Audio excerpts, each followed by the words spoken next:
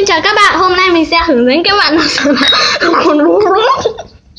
đầu tiên là mình sẽ cho keo. Đây mình đã cho keo sẵn rồi. Bây giờ mình chỉ việc khuấy lên. Nổi xa ra. Gần lắm đấy. Xa ra. Rồi. Làm đi. Đang nào. Nó mỏng quá nha. Còn đây là bột giặt mình đã pha loãng. Bây giờ mình sẽ cho vào. À quên. Đầu tiên mình phải cho hương đã. Đây là hương bạc hà nhé các bạn. Thơm quá.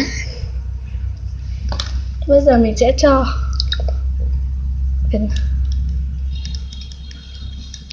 bột giặt vào. Không tiện à? Mình sẽ cho từ từ vào nhé.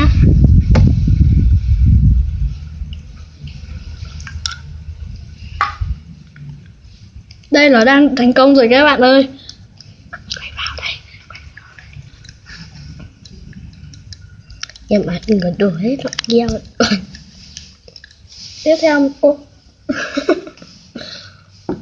cho tiếp vào.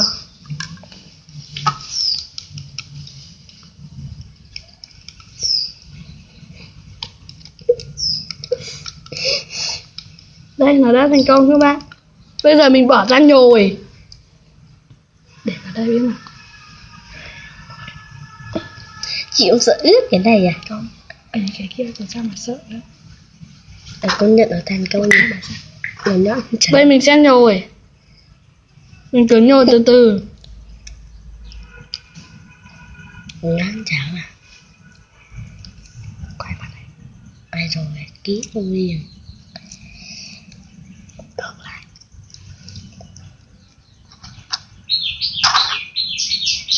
Thành công chưa?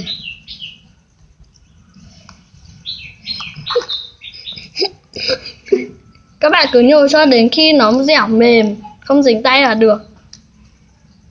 Lần nữa rồi chị đỉnh à?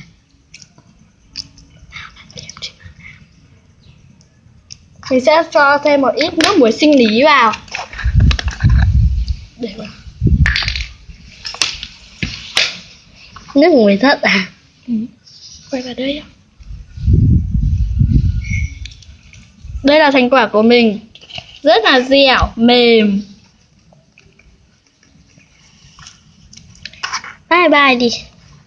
Bye các bạn.